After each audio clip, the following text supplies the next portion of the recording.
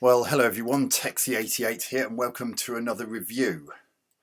And now we're taking a look at yet another superb platform. No, that's not right. We're taking a look at another incredibly cool scrolling beach. No, that's not right either. Yeah, you guessed it. It's another monstrosity from Action 52. Sorry, I'm just trying to psych myself up for a game that is bound to be every bit as ploppy as the rest of the Action 52 games I've reviewed thus far, and possibly even worse. Oh God! But on the plus side, it does look as if I haven't got that many games left from this terrible shitfest of a collection. But enough of that. On with the show. So we control this green thing, and it's got the same problem as French Baker and non-human and the like, that if you fire while you're stationary, your character still does the running animation on the spot. What? That bomb was nowhere near me. It looked like I was supposedly killed by that bomb dropped by that guy in the...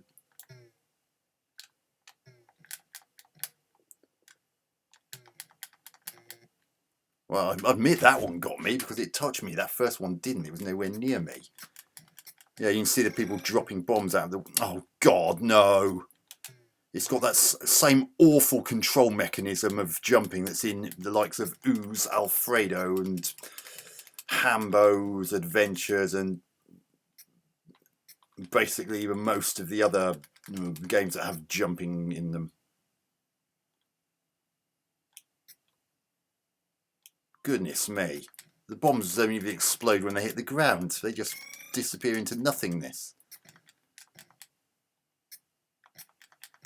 God, I thought that was going to hit me. Ooh, bloody hell, it doesn't leave you much gap. Oh, for God's sake. You only get 2 lives in this. What's wrong with 3? Mind you, in some ways that's a good thing, because you probably wouldn't want to play this game for all that long. Flickery sprites problem as usual. No in-game music at all. Mind you, given the quality of the rest of the music in this cartridge, perhaps that's a blessing. Oh dear.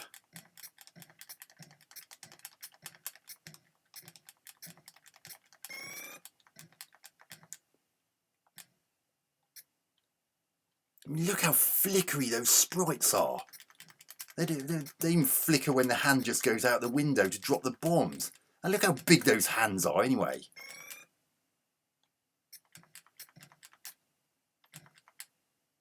They must be a giant. And if there's a giant, how can they even fit into one of the rooms of those flats? Maybe it's the Thing from the Addams Family, I don't know. No, it's not that big. Oh, dearie me. This is terrible. Oh, God. Can you imagine all the heartbroken parents of people who thought they were getting a great deal for their children by buying a compilation of 52 games and being charged nearly 200 USD in 1991 money for the privilege? And I use the term privilege very loosely. Oh God. So now I'm up against a frog with a hat on. Well, isn't this exciting? Seems like all I've got to do is stay on the left of the screen and keep firing it, and he basically doesn't stand a chance. So it looks like we're in a building now. What the hell? Oh, we've still got things dropping bombs. It's just that they're no longer hands, and then they don't seem to follow any set pattern.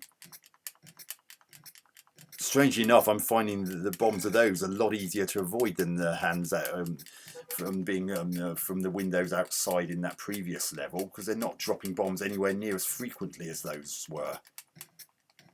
Is this going to be a game that actually gets easier as you get further into it?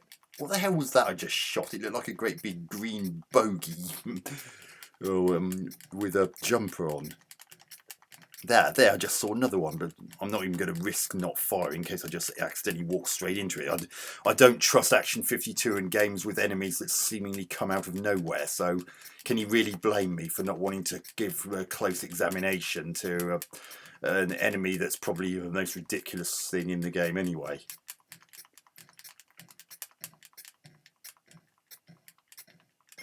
I mean, look at this. Oh, for God's sake. Again, I only died there because of that crappy jumping mechanism. Seriously, what was that green thing?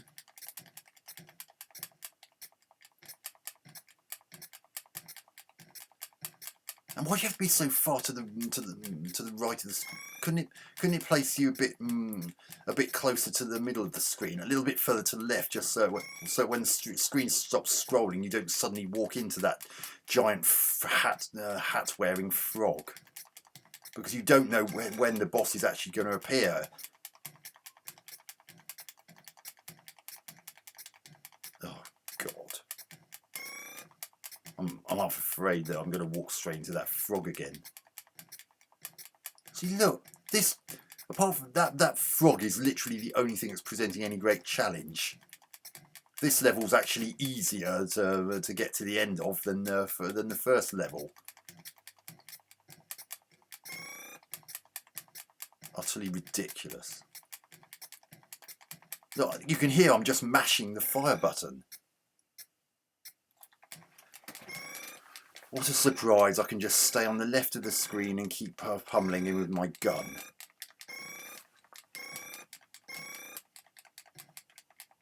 Yeah, he may jump now and then, but apart from that, he's no challenge. Level 3. Oh, back outside again.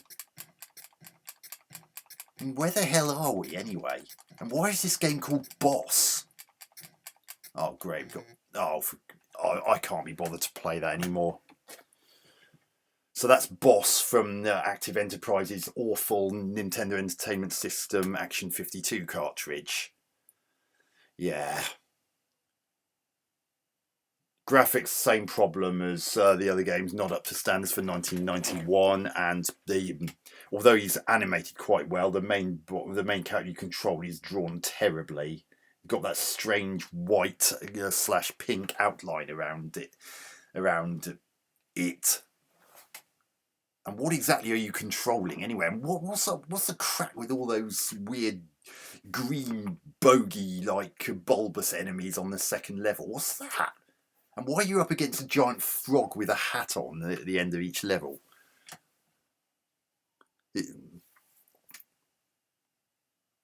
Same usual problem, flickery sprites as well.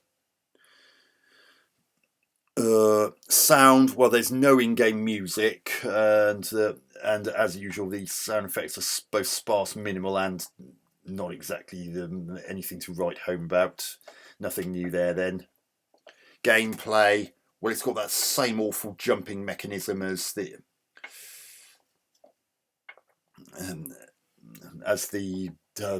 as many of the other games that I've played from Action 52 that have jumping in them.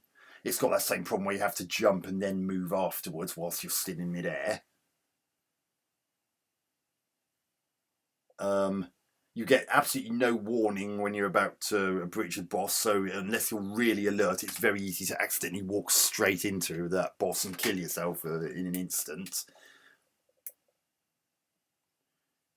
Those bombs in the odd-numbered levels seem to give you a very small window between walking through them without getting hit.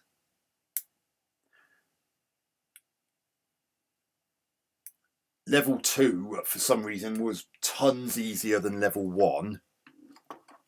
So that's somewhat uneven difficulty curve, which makes no sense. Normally a game would start off easy and get harder, not have one fairly challenging level, well, fairly challenging-ish level, and then have a level that's much easier, unless it's a bonus level, but that clearly wasn't a bonus level, but nah.